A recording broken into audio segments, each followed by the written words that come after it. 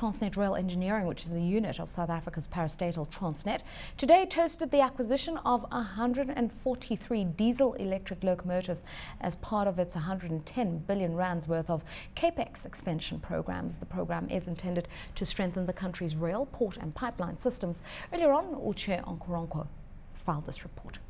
In a bid to improve the reliability and efficiency of its dated railway systems, Transnet is investing in the first diesel-electric locomotive fleet to be introduced in sub-Saharan Africa.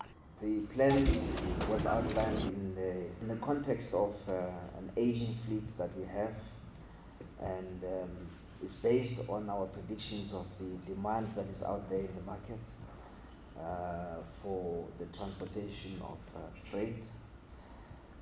And the Class 43 locomotives are an integral part of the fleet plan, which will enhance our ability to run a scheduled railway and deliver a reliable freight service to the South African economy. The fleet was purchased from U.S. conglomerate General Electric. It's the first time we've been able to really bring this technology to Africa, and it's a tremendous efficiency savings for the railroads. You probably heard earlier, 2 can do the work of 5, or 3 can do the work of 4.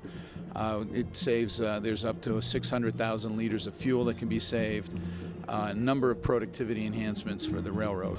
This acquisition will have a significant impact on South Africa's rail efficiency and industrial capacity, expanding the country's regional market share in the manufacturing of rail equipment and increasing its targets for commodities transported by 200 million this year.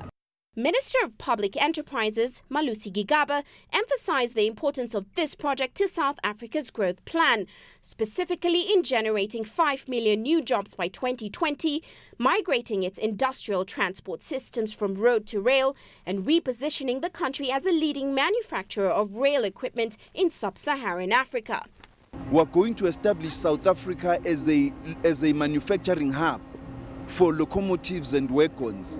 So, as therefore an original equipment manufacturing hub, which would be able to supply not only to the freight and passenger rail system, but also which will be able to supply to the African market and even other markets overseas.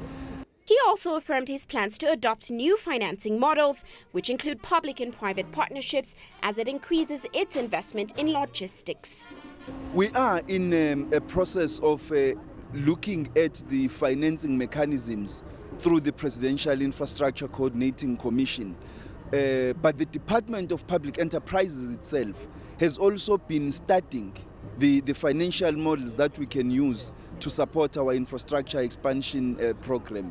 To that extent, we are confident that in due course, Transnet is going to announce an expanded capital investment program. As analysts predict that South Africa's growth will slow further than the Reserve Bank's 3% forecast this year on the back of another recession in Europe, projects like this will play a major part in keeping South Africa on the right track to surviving these turbulent times.